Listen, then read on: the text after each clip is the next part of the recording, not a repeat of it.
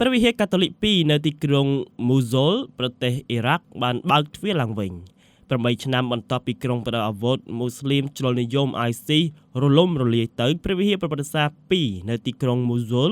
ដែលជាទីក្រុងចំណាស់មួយនៅអ៊ីរ៉ាក់បានបើកទ្វារឡើងវិញនេះបើតាមសេចក្តីរាយការណ៍របស់ Vatican News ព្រះវិហារទាំងពីរនេះគឺមានព្រះវិហារ Matoma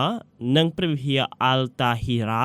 ដែលជាព្រះវិហារទាំងពីរត្រូវបានបំផ្លិចបំផ្លាញដោយក្រុមរដ្ឋអ៊ីស្លាមដែលនៅពេលដែល ISIS ដណ្ដើមអំណាចនៅភាគខាងជើងប្រទេសអ៊ីរ៉ាក់ក្នុងឆ្នាំ2014នៅសម័យកាលនោះក្រុម ISIS ពួកគេបានប្រកាសថាមូសូលដែលជាទីក្រុងធំទី2របស់អ៊ីរ៉ាក់ជារាជធានីរបស់ពួកគេនៅក្នុងអំឡុងពេលនោះទីសក្ការៈឋានដែលជាកម្មសិទ្ធិរបស់ក្រុមជនជាតិភាគតិចជាច្រើនរបស់ប្រទេសអ៊ីរ៉ាក់រួមមានគ្រិស្តសាសនា